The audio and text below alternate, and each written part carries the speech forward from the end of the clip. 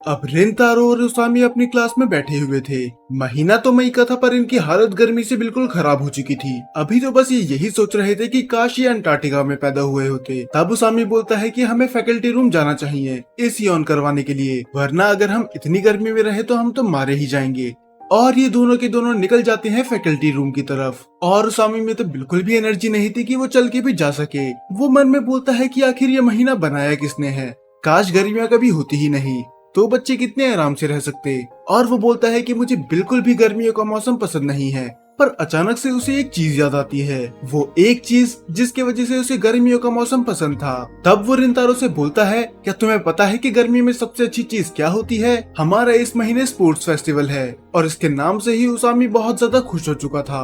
और वो ये भी बोलता है कि इस बार हम स्पोर्ट्स फेस्टिवल जरूर जीतेंगे, चाहे कुछ भी क्यों ना हो जाए। पर उनके सारे सपनों पे पानी फिर जाता है जब उन दोनों की टीचर उन्हें ये बताते हैं कि ये दोनों स्पोर्ट्स फेस्टिवल में पार्ट नहीं ले सकते। उसामी बोलता है कि ये क्या मजाक है, आखिर हम ही दोनों पार्ट क्यों नहीं ले सकते, बाकी सब बच्चे भी तो लेंगे ना। तब उनका टीचर बोलता है कि जो भी इस बार मिड टर्म में फेल होगा उसे हम स्पोर्ट्स में जाने नहीं देंगे और उसके लगेगी एक्स्ट्रा क्लासेस। तो अगर इस लॉजिक से देखा जाए तो तुम दोनों पार्ट नहीं ले सकते। तब उसामी बोलता है कि आप क्या बकवास करे जा रहे हैं, अभी तो हमारे एग्जाम चालू भी नहीं हुए और आपने अज्यूम कर लिया कि हम दोनों फेल हो जाएंगे। तब उनका टीचर उनसे पूछता है, तो तुम ही मुझे बता दो, क्या तुम इस बार पास हो सकते हो? और उसामी पूरे कॉन्फिडेंस के साथ बोलता है कि बिल्कुल नहीं, आपने ये सोच भी कैसे लिया?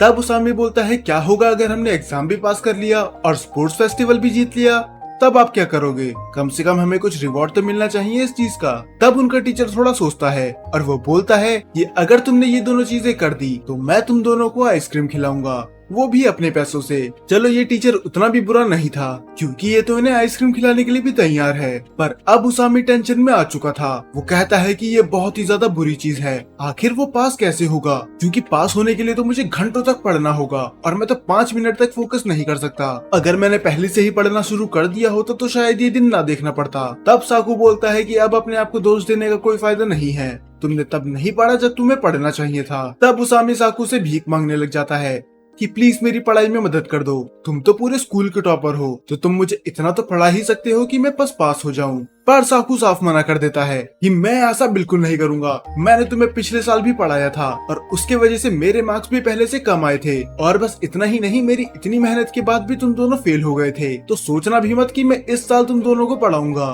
तब आया तो अपनी चेयर खिसकाते हुए जाता है रिंतारो के पास और वो बोलता है कि तुम्हें सच में लगता है कि तुम इस बार पास हो पाओगे? रिंतारो को भी ज्यादा उम्मीद नहीं होती। तभी वो आया तो उसे पूछता है, क्या तुम मुझे पढ़ा सकते हो? पर वो मना कर देता है।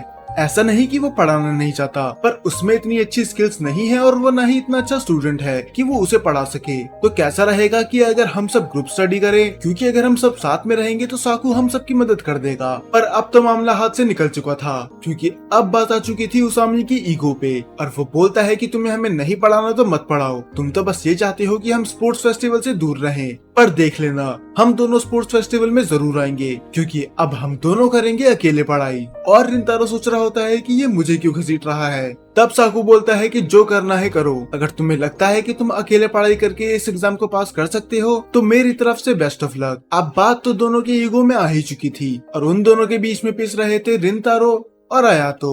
तभी रिंतारो के पास मैसेज आता है और वो मैसेज होता है उसकी मॉम का। उसकी मॉम बोलती है कि आज हमारी शॉप में बहुत बड़ा डिस्काउंट है, तो तुम ये चीज वागुरी को बता देना ताकि वो यहाँ पर आ सके, क्योंकि महीने से ऊपर हो गया वो हमारी शॉप में नहीं आई। अब रिंतारो उसकी स्कूल की तरफ देख रहा होता है। वो सोचता है कि आखिर क्या बात है, बहुत टाइम हो गया है कि वो हमारी शॉप में आई तक नहीं, क्या वो मुझसे नाराज है? तब वो अपने दिल को तसल्ली देने के लिए बोलता है कि ऐसा कुछ नहीं होगा, माना कि वो एक अमीर लड़की है पर अपने पैसे केक्स पे खर्च करना इतनी सही बात नहीं है। शायद उसे लगा होगा कि वो कुछ ज्यादा ही बेकरी पे पैसे वेस्ट कर रही है और यही रीजन होगा कि वो हमारी दुकान पे नहीं आ रही। अब ये सब बच्चे पढ़ने लग जाते हैं पर रिंतारो का ध्यान तो वहाँ होता ही नहीं।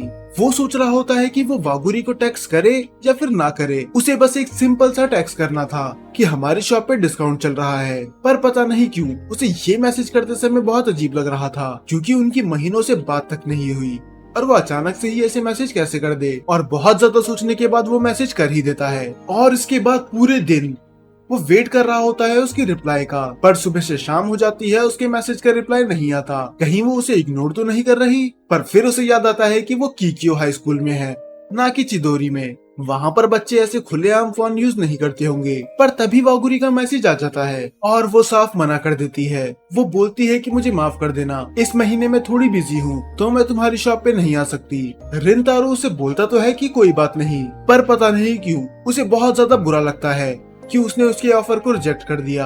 आखिर ऐसी क्या बात हो गई कि वो शॉप में तक नहीं आ सकती। उसने तो वादा करा था कि हम रोज मिलेंगे। पर तभी रिंतारो को रियलाइज होता है कि वो आखिर ऐसा फील क्यों कर रहा है, क्योंकि वो तो दोस्त तक नहीं है, वो बस एक दो बार एक दूसरे से मिले हैं, तो आखिर उसे इतना बुरा क्यों लग रहा है। पर उसामी निकालता है उसे उसकी सपनों की दुनिया से और वो बोलता है कि मेरे साथ लाइब्रेरी चलो, हमें पढ़ना है। पर वो उसे स्कूल लाइब्रेरी की जगह किसी और लाइब्रेरी में लेके जाता है। रेंतारो पूछता है कि आखिर हम इधर क्या कर रहे हैं। तब वो बताता है कि स्कूल लाइब्रेरी का एसी बिल्कुल खराब है तो हम पढ़ाई यहाँ पर करेंगे। पर रेंतारो को पता होता है कि ये बस साकू से नजर छुपाने के लिए ये सब कर रहा है। तब उसामी बोलता है कि इस बार हम दोनों पास होके दिखाएंगे, वो भी उस बेवकूफ साकू की मदद के बिना। तब रेंतारो बोलता है कि अब इतने भी घमंडी मत बनो, तुम्हें उससे माफी मांग लेनी चाहिए और उससे मदद मांगनी चाहिए। तुम्हें पता है ना कि हम बिना उसके पास नहीं हो सकते। पर उसामी भी जिद्दी था, वो इतनी आसानी से उससे माफी नहीं मांगेगा। पर 5 सेकंड बाद उसे रियलाइज हो जाता है कि वो इस बार का एग्जाम पास नहीं कर सकता, क्योंकि उसे एक भी क्वेश्चन समझ में नहीं आ रहा था और ना ही उसका ध्यान लग रहा था पढ़ाई पर। तब रिंतारो बोलता है कि मैंने कहा था ना कि हमें उसकी मदद ले लेनी चाहिए। उसने हमें पिछले साल भी पढ़ाया था और पूरे स्कूल में उसके अलावा कोई नहीं है जो कि हमारी मदद करेगा। तब उसामी बोलता है कि आखिर वो मेरी मदद क्यों करेगा, भूल गए हमारी सुबह ही लड़ाई हुई है। तब रिंतारो उसे समझाने की कोशिश करता है कि ऐसा कुछ नहीं है, वो बस तुमसे इसीलिए गुस्सा था क्योंकि तुम पढ़ाई को सीरियसली नहीं लेते। पर मैं बता सकता हूँ साकू भी बहुत ज्यादा इंटरेस्टेड है स्पोर्ट्स फेस्टिवल के लिए और वो भी ये चाहता है कि हम दोनों उसमें पार्ट लें, क्योंकि आखिर वो है तो हमारा दोस्त ही। कि रिंतारो ऐसी बातें कब से करने लगा और ये बातें बस सुनने में अच्छी नहीं बल्कि लॉजिकल भी है। वो बोलता है कि मुझे पता नहीं था कि तुम इतना डीप सोचते हो, और दरअसल ये बात तो खुद रिंतारो को भी नहीं पता थी। वो ऐसी बातें तब से करने लगा है जब से वो वागुरी से मिला है। और उसामी खड़ा होता है और बोलता है कि साकू जरूर स्कूल में होगा तो मैं उसको और या तो कोई यहाँ पर लेके आता हूँ और फिर हम साथ में पढ़ाई करेंगे, क्योंकि याद है ना कि मैंने क्या वादा करा था कि हम दोनों स्पोर्ट्स फेस्टिवल में पार्ट लेके ही रहेंगे। तो मैं उन दोनों से माफी मांगता हूँ और उन्हें वापस लेके आता हूँ। रेंतारो को कभी कभी समझ में नहीं आता कि आखिर ये चीज क्या है। कभी ये बात अपनी ईगो पे ले लेता है और कभी कभार ये मान भी जाता है। ये सच में अजीब है। अब उसके जाने के बाद वो अकेले पढ़ाई करने लग जाता है, पर वो देखता है 2 लड़कियों को जो थोड़ी शाय टाइप की थी और वो आसपास देखती है कि बिल्कुल भी जगह नहीं होती बैठने के लिए, और वो इतनी शाय थी कि वो किसी से उठने के लिए बोल तक नहीं सकती थी। और रेंतारो ये बात समझ जाता है तो वो बिना कुछ बोले अपनी सीट से उठ जाता है। वो लड़कियां बोलती हैं कि सच में ये हमारे लिए उठ गया, ये कितना अच्छा लड़का है। और ये लड़कियां उससे इसलिए नहीं डर रही या फिर चिढ़ रही क्योंकि ये कीक्यो हाई स्कूल की नहीं है। अब वो उसामी से माफी मांगता है कि माफ करना, मैंने अपनी सीट खो दी तो हम यहाँ पर पढ़ाई नहीं कर सकते। और वो जाने लग जाता है उस लाइब्रेरी के बाहर। पर वो सुनता है एक नाम, काओरू को। तब उसके दिमाग में आता है क्या ये वही काओरुको की बात हो रही है। तो वो डिसाइड करता है कि वो छुप के देखेगा, और वो बिल्कुल सही था। ये वागुरी ही थी जो एक लड़की की मदद कर रही थी पढ़ने में। तो अब सारी चीजें सेंस बना रही थी। तो ये एग्जाम में बिजी थी, और हो भी क्यों ना, क्योंकि ये तो सबसे बड़ी स्कूल की स्टूडेंट है। पर वागुरी ड्रॉ करने लग जाती है और पता नहीं इसने क्या ही ड्रॉ कर दिया। तब वो बोलती है कि ये हमारी टीचर है और ये बगल में क्या जिराफ है। तब वागुरी बोलती है कि ये कोई जिराफ नहीं है, दरअसल ये वो बिल्ली है जो मैंने सुबह देखी थी। वो अपनी दोस्त के साथ खुले दिल से बात कर रही थी, इससे फर्क नहीं पड़ता कि वो क्या बात कर रही है। तब रिंतारो एक स्माइल करता है। वो बोलता है कि ये सुनते हुए अच्छा लग रहा है कि वो कितनी इनफॉर्मली उससे बात कर रही है, मानो वो उसे अपना दोस्त मानती है। उसकी बातें सुन के पता नहीं क्यों रिंतारो को बहुत ज्यादा अच्छा लग रहा था, तो वो सुनना कंटिन्यू रखता है। और तब उसकी दोस्त बोलती है तो तुम ड्रॉ भी करती हो, और वैसे भी क्यों ना करो, क्योंकि तुम तो हमारे स्कूल की टॉप स्टूडेंट हो, तो अपना माइंड फ्रेश करने के लिए थोड़ी देर ड्रॉ करना भी सही है। अब ये सुन के पता नहीं क्यों रेंतारो की पूरी दुनिया ही हिल जाती है। उसे कुछ रियलाइज होता है कि वो दिखने और बिहेवियर में नहीं बल्कि पढ़ने में भी अच्छी है, बिल्कुल उसके अपोजिट। और वो वहाँ से चली जाता है और वो सोचता है कि वागुरी कितनी अमेजिंग है, आखिर वो हर चीज में इतनी परफेक्ट कैसे है। अब वो पढ़ने लग जाता है और वो चेक करता है कि उसके सारे आंसर गलत होते हैं। और तब वो अपने मन में सोचता है कि एक तरफ वागुरी है जो कीक्यो स्कूल में भी टॉप कर रही है, जहाँ पर पूरे टाउन के बेस्ट स्टूडेंट्स हैं, और दूसरी तरफ मैं जो चिदोरी स्कूल में भी सबसे लास्ट में हूँ। हम में तो जमीन आसमान का फर्क है। अब वो थोड़ा आराम करने लग जाता है और वो बोलता है कि अगर साकू ने हमें पढ़ा भी दिया तो क्या मैं पास हो भी जाऊंगा, क्योंकि पिछली बार भी मैं फेल हो गया था। वो लोगों को डिसअपॉइंट नहीं करना चाहता था, खासकर उसामी को, जो बहुत ज्यादा एक्साइटेड था स्पोर्ट्स फेस्टिवल के लिए। पर जैसे ही वो आँख खोलता है उसके मुंह के सामने आ जाती है 凛太郎くん वागुरी, और वो बोलती है कि तुम इधर सो रहे हो, जरूर तुम पढ़ के थक गए होगे। तब वो हैरान होते हुए उठ जाता है। वो बोलता है पर मुझे तो लगा था कि तुम अंदर पढ़ रही हो। तब वागुरी बोलती है कि मुझे लगा ही था कि ये तुम हो।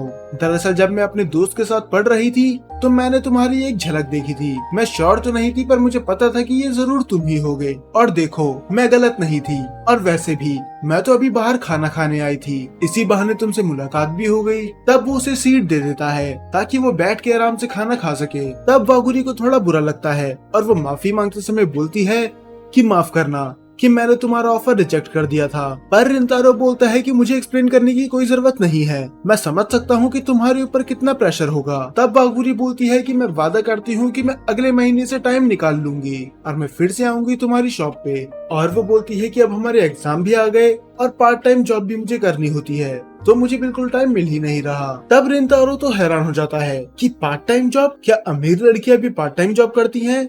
तुम्हें पैसों की क्या जरूरत, तुम्हारी तो पॉकेट मनी ही मुझसे 10 गुना ज्यादा होगी।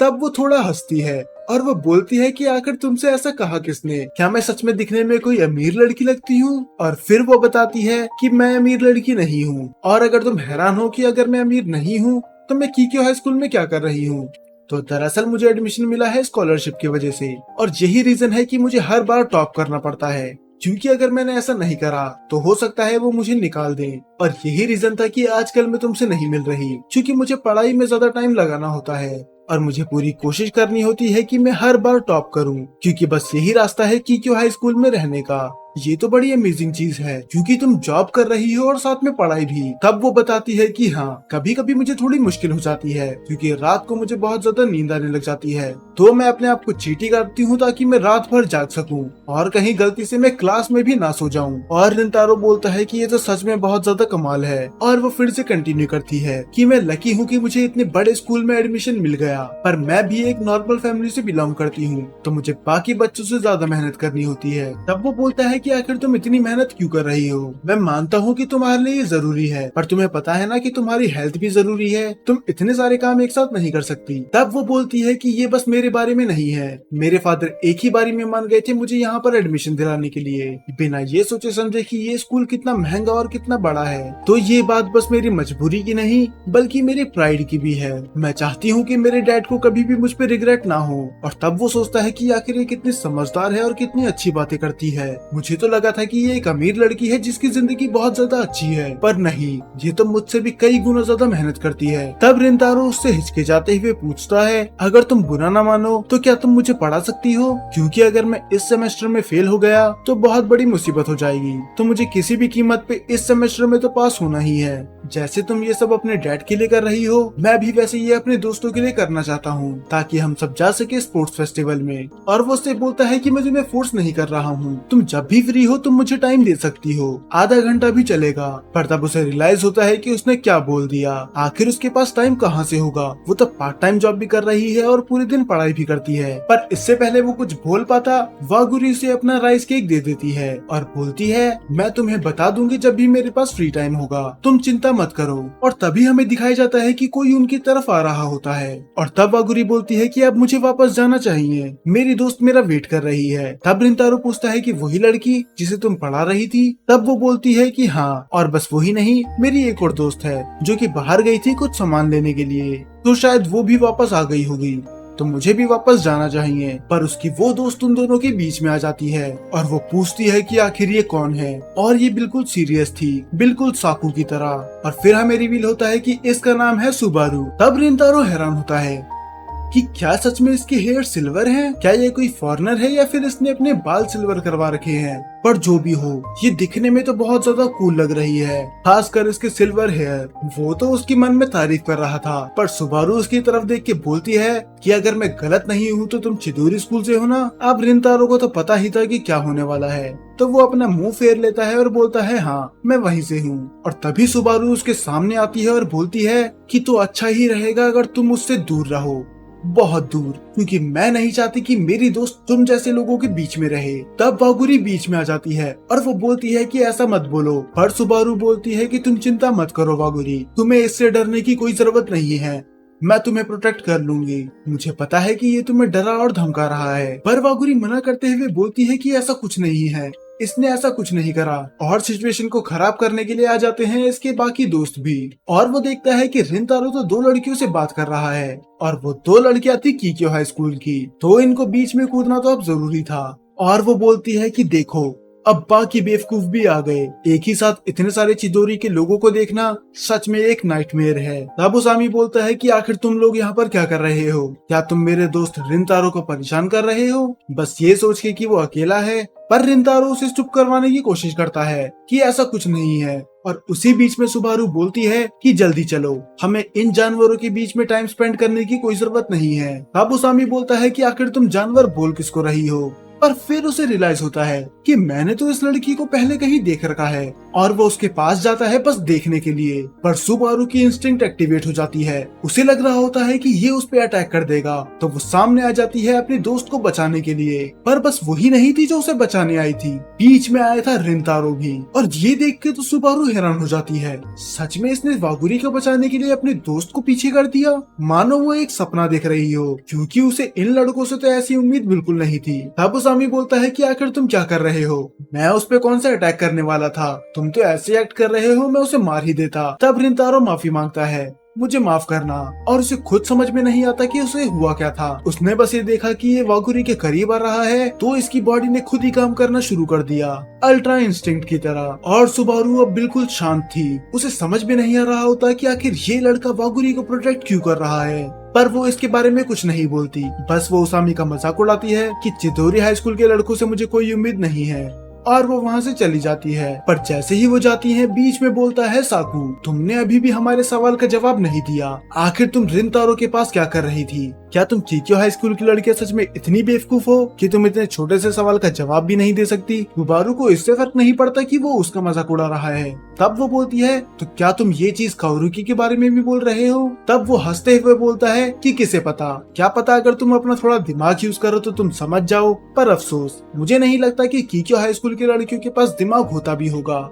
और जो वो बात आगे बोलने वाला था वो सुबारू को बहुत ज्यादा हर्ट करने वाली थी। वो बोलता है कि वैसे भी कि कीक्यो हाई स्कूल जैसे तुम्हारी लड़कियों को कुछ बोलता नहीं, जरा अपने बाल देखो, वो कितने भद्दे और गंदे हैं, बिल्कुल सिल्वर। पर फिर से मैं कीक्यो हाई स्कूल की बात कर रहा हूँ, वो तो किसी भी ऐरी गैरी लड़की को रख लेगा जिनके पास पैसे हैं। पर सुबारू का कुछ तो ऐसा पास्ट था जिसकी वजह से ये बात उसे ज्यादा हर्ट कर रही थी। अब वागुरी बीच में कूदने वाली होती है, वो नहीं देख सकती थी कि कोई उसकी दोस्त को ऐसा कुछ बोले, पर उससे पहले वो कुछ बोलती रिंतारो उसे शांत करवा देता है, और वो बोलता है कि साकू अपना मुंह बंद रखो, अब तुम लाइन क्रॉस कर रहे हो, तुम्हें कोई हक नहीं उसे ऐसी चीजें बोलने का, और तुम कब से लोगों की ऐसी बुराई करने लग गए, तुम तो ऐसे बिल्कुल नहीं थे। और तब वो ये भी बताता है कि ये वही लड़की है जो हमारे स्कूल के आगे वेट कर रही थी, याद है ना, जिसे तुमने डरा दिया था, तो मैंने बस इसे लाइब्रेरी में देखा और मैं बस इससे माफी मांगने आ गया था, और यही रीजन था कि हम दोनों साथ में खड़े हुए थे। क्या अब तुम्हें तुम्हारा जवाब मिल गया? मैं था जिसने उससे बात करी,